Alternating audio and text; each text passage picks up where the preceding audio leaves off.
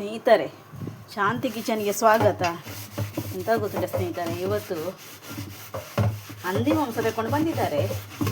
2 kg ಹಂದಿ ಮಾಂಸಕ್ಕೆ ನಾನೀಗ ಮಾಡಲಿಕ್ಕೆ ಇದು ಮಡಕೆ ತೊಳಿತಾ ಇದ್ದೇನೆ.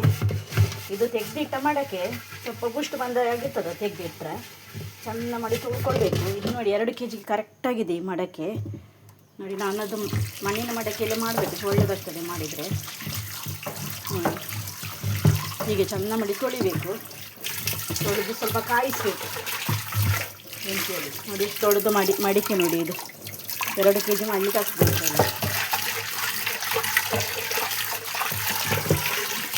ಚೆನ್ನಾಗಿ ಫಸ್ಟ್ ತೊಳಿಬೇಕು ಇದನ್ನು ನೋಡಿ. ಕ್ಲೀನಾಯಿತು ತೊಳೆದ್ರೆ ನೋಡಿ.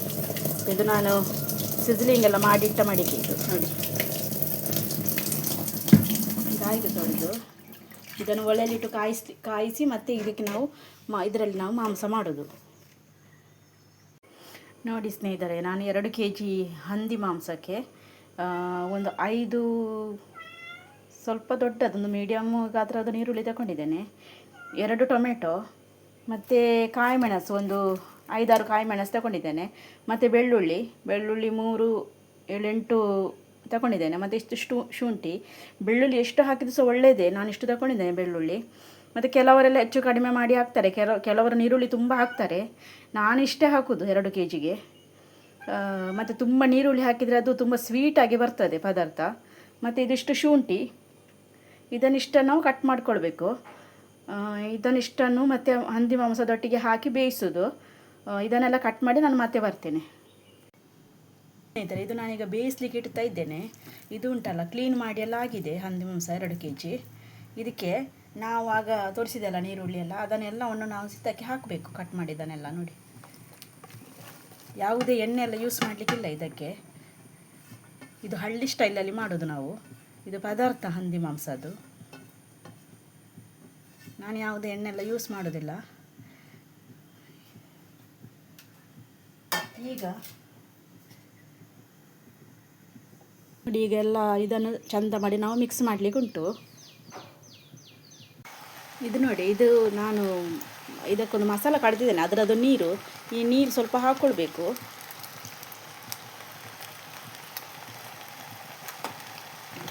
ಮಸಾಲೆ ಎಂತ ಸೇಮು, ಇದು ಜೀರಿಗೆ, ಮೆಣಸು, ಮತ್ತು ಸ್ವಲ್ಪ ಬೇಕಾದರೆ ಕರಿಮೆಣಸು, ಮತ್ತು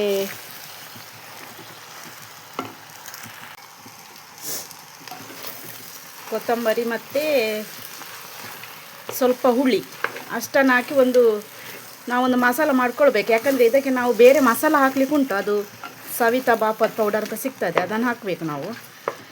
ಅದಕ್ಕಿಂತ ಮುಂಚೆ ಇದನ್ನೀಗ ಬೇಯಿಸ್ಲಿಕ್ಕೆ ಇಡಲಿಕ್ಕೆ, ಇದು ಕೆಲವೊಮ್ಮೆ ಇದರಲ್ಲಿ ನೀರು ಕಡಿಮೆ ಇರ್ತದೆ, ಅದಕ್ಕೆ ಅದರದ್ದು ಸ್ವಲ್ಪ ಮಸಾಲದು ನೀರು ಹಾಕಿ ಬೇಯಿಸಿಟ್ರೆ ಒಳ್ಳೆಯದಾಗ್ತದೆ.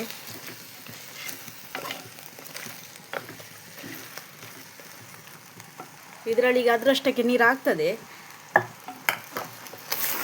ಇದರಲ್ಲಿ ಬೇಯಿಸುವಾಗ ಉಪ್ಪು ಹಾಕ್ಬೋದು, ಉಪ್ಪು ಹಾಕಿ ಬೇಯಿಸ್ಬೋದು. ಉಪ್ಪು ಹಾಕಲಿಲ್ಲ, ನಾನೀಗ ಹಾಕ್ತೇನೆ. ಸ್ವಲ್ಪ ಅರಶಿನ ಹುಡಿ ಮತ್ತು ಉಪ್ಪನ್ನು ಹಾಕಬೇಕು. ಮಾಡಿದರೆ ಇದು ಒಳ್ಳೆಯದಾಗ್ತದೆ. ಒಲೆಯಲ್ಲಿ ಮಾಡಿದರೆ ಇನ್ನೂ ಸಹ ಒಳ್ಳೆಯದಾಗ್ತದೆ. ಮಾತ್ರ ಮಳೆ ಬರ್ತಾ ಉಂಟು, ನನಗೆ ಆಗ್ತಾಯಿಲ್ಲ ಅಲ್ಲಿ ಮಾಡಲಿಕ್ಕೆ, ವೀಡಿಯೋ ಮಾಡಲಿಕ್ಕೆ ಕಷ್ಟ ಆಗ್ತದೆ.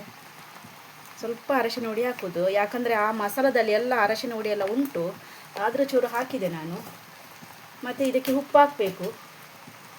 ಅಲ್ಲಿ ಉಪ್ಪು ಉಂಟ ನೋಡಬೇಕು, ನಾನು ನೋಡಿ ಮತ್ತೆ ಹಾಕ್ತೇನೆ. ಮಸಾಲದಲ್ಲಿ ಯಾವುದೂ ಸಹ ಉಪ್ಪಿಲ್ಲ ಅದರಲ್ಲಿ. ಅದು ಈ ಸವಿತಾ ಮಸಾಲ ಪುಡಿ ಅಲ್ಲ, ಇದನ್ನು ಬೇರೆ ತಂದಿದ್ದಾರೆ ಇವತ್ತು ನೋಡಿ. ಇದು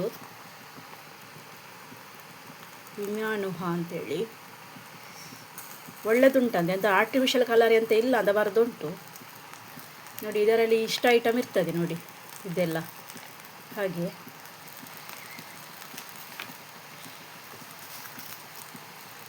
ಉಪ್ಪು ಹಾಕ್ತೇನೆ ಸ್ವಲ್ಪ. ಇದಕ್ಕೆ ಹುಡಿ ಉಪ್ಪು ಹಾಕಿದರೆ ಒಳ್ಳೆಯದಾಗ್ತದೆ. ನನ್ನ ಹತ್ರ ಈಗ ಹುಡಿ ಉಪ್ಪಿಲ್ಲ. ಹುಡಿ ಉಪ್ಪಲ್ಲ, ಇದು ದೊಡ್ಡ ಉಪ್ಪು ಹಾಕಿದರೆ. ನಾನು ಹುಡಿ ಉಪ್ಪು ಹಾಕಿದೆ ಇವತ್ತು.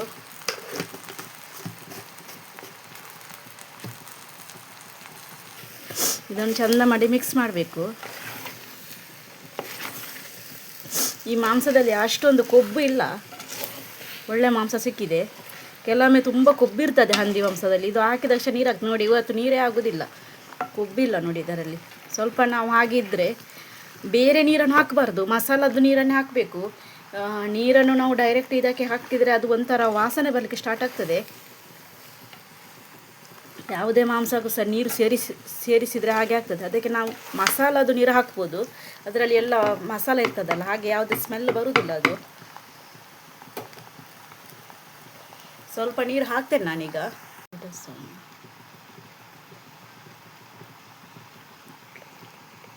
ಇದನ್ನೀಗ ಮುಚ್ಚಿಡುವ. ಇದನ್ನೀಗ ಮುಚ್ಚಿಡಬೇಕು ನೋಡಿ. ಇದು ಮುಚ್ಚಿ ಆಯಿತು. ಇನ್ನು ಸ್ವಲ್ಪ ಹೊತ್ತು ಮಧ್ಯ ಮಧ್ಯದಲ್ಲಿ ಅದಕ್ಕೆ ಸ್ಪೂನ್ ಹಾಕ್ತಾ ಇರಬೇಕು ನೋಡಿ ಸ್ನೇಹಿತರೆ. ಇದಕ್ಕೆ ಈಗ ಇದು ಮಸಾಲ ಕಡ್ದದ್ದು ನೀರು ಸ್ವಲ್ಪ ಹಾಕಿದೆ ನಾನು.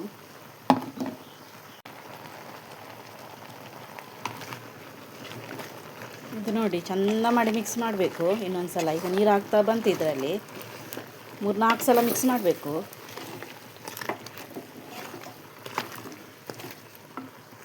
ಇದು ನೋಡಿ 30 ಮಿನಿಟ್ಸ್ ಆಗಿದೆ. ಇದು ಬೆಂದಿದೆ. ಈಗ ಈ ಬೇಯ್ತಾ ಬರ್ತಾ ಉಂಟು, ಬೆಂದಿದೆ, ಆಲ್ಮೋಸ್ಟ್ ಬೆಂದಿದೆ. ಈಗ ನಾವು ಮಾಡಿದ ಮಸಾಲ ಉಂಟಲ್ಲ, ನಾವು ಮಾಮೂಲಿ ಮಸಾಲ ಅಂದರೆ ಮೆಣಸು, ಒಣಮೆಣಸು ಮತ್ತು ಕೊತ್ತಂಬರಿ, ಜೀರಿಗೆ ಮತ್ತು ಸ್ವಲ್ಪ ಕರಿಮೆಣಸು ಬೇಕಾದರೆ ಹಾಕ್ಬೋದು. ಕೆಲವರು ಕರಿಮೆಣಸು ಹಾಕಬೇಕಂತಿಲ್ಲ, ತುಂಬ ಖಾರ ಈ ಮಸಾಲ ಸಹ ಇರ್ತದೆ. ಮತ್ತು ಹುಳಿ, ಇಷ್ಟನ್ನು ನಾವು ಕಡಿದುಕೊಂಡ ಒಂದು ಮಸಾಲ ನಮ್ಮ ಹತ್ರ ಇರಬೇಕು. ಮಸಾಲ ಮಾಡಿಕೊಂಡಿರಬೇಕು ನಾವೀಗ ಮೀನು ಫ್ರೈಗೆಲ್ಲ ನಾನು ಅದೇ ರೀತಿ ಮಸಾಲ ಕಡ್ದಿಡ್ತೇನೆ. ಅಂಥದ್ದೇ ಮಸಾಲವನ್ನು ನಾವು ಮಾಡಿದ ಮಸಾಲವನ್ನು ಇದಕ್ಕೆ ಸೇರಿಸಬೇಕು. ಈಗ ನಾನು ಸೇರಿಸ್ತಾ ಇದ್ದೇನೆ. ಇದು ಚೆಂದ ಮಾಡಿ ಈಗ ನಾನು ಮಿಕ್ಸ್ ಮಾಡಿದ್ದೆ. ಈ ಥರ ಕಾಣ್ತಾ ಉಂಟು ನೋಡಿ.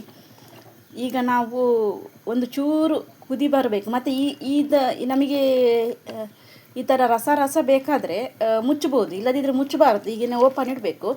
ಇದು ಒಂಥರ ಸುಕ್ಕದಾಗಿ ಒಂಥರ ಗಶಿ ಥರ ಬರ್ತದೆ ಈ ಥರ ಆಗಿ. ಇದು ಸ್ವಲ್ಪ ಒಂದು ಕುದಿ ಬಂದ ನಂತರ ನಾವು ತಂದದ್ದು ಪ್ಯಾಕೆಟ್ ಮಸಾಲವನ್ನು ಹಾಕಲಿಕ್ಕೆ, ಇದಕ್ಕೆ ಬಾಫತ್ ಮಸಾಲ ಅಂತ ಹೇಳ್ತಾರೆ ನೋಡಿ ಅದು. ಈಗ ನೋಡಿ ಇದು ಒಂದು ಕುದಿ ಬರ್ತಾ ಉಂಟಲ್ಲ ಸ್ವಲ್ಪ. ಈಗ ನಾವು ಈ ಮಸಾಲವನ್ನು ಸೇರಿಸಬೇಕು, ಬಾಫತ್ ಮಸಾಲವನ್ನು. ಮಸಾಲವನ್ನು ಎಲ್ಲ ಒಂದೇ ಸಲ ಹಾಕಬಾರ್ದು, ಖಾರ ನೋಡಿಕೊಂಡೇ ಇರಬೇಕು. ಅದು ತುಂಬ ಖಾರ ಇರ್ತದೆ ಕೆಲವು. ಇದು ಆದ ನಂತರ ಚೆಂದ ಮಾಡಿದ್ದನ್ನು ಮಿಕ್ಸ್ ಮಾಡೋದು. ಮಸಾಲ ಹಾಕಿದ ನಂತರ ನಾವು ಬೆಂಕಿಯನ್ನು ತುಂಬ ಜೋರು ಇಡಬಾರ್ದು. ಕೆಲವೊಮ್ಮೆ ಮಸಾಲ ಹಾಕಿದ ನಂತರನೇ ಅದು ತಳ ಹಿಡಿಬಾರ್ದು. ಈಗ ನಾವು ಸ್ಪೂನ್ ಮಧ್ಯದಲ್ಲಿ ಹಾಕ್ತಾನೆ ಇರಬೇಕು. ಇದು ಮಸಾಲಕ್ಕೊಂದು ಒಳ್ಳೆ ಇದು ಹಾಕಿದ ನಂತರ ಒಂದು ಕಲರ್ ಬರ್ತದೆ. ಭಾರಿ ಒಂದು ಟೇಸ್ಟ್ ಮಸಾಲ ಇದು. ಮಸಾಲ ಸೇಮ್ ಅದರಲ್ಲಿ ಅದೇ ಇರುವುದು, ನಾವು ಮಾಡಿದ ಮಸಾಲವೇ. ತುಂಬ ಚೆನ್ನಾಗಿರ್ತದೆ ಮಾತ್ರ ನೋಡಿ. ಇದಕ್ಕೆ ಇನ್ನೂ ಸ್ವಲ್ಪ ಹಾಕಬೇಕು. ಅದು ಖಾರ ಎಲ್ಲ ನೋಡಬೇಕು, ನೋಡಿಕೊಂಡು ಹಾಕಬೇಕು. ಚೂರು ಹಾಕ್ತೇನೆ, ಮತ್ತೆ ಖಾರ ನೋಡಬೇಕಷ್ಟೇ.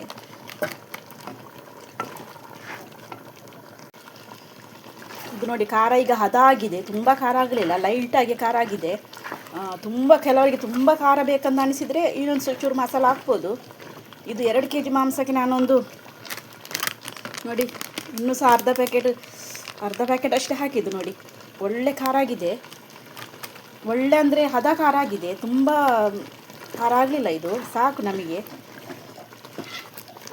ಆಯಿತು, ಇದು ಇಲ್ಲಿಗೆ ಇದು ಹಂದಿ ಮಾಂಸದ ಪದಾರ್ಥ ಆಯಿತು. Thank you.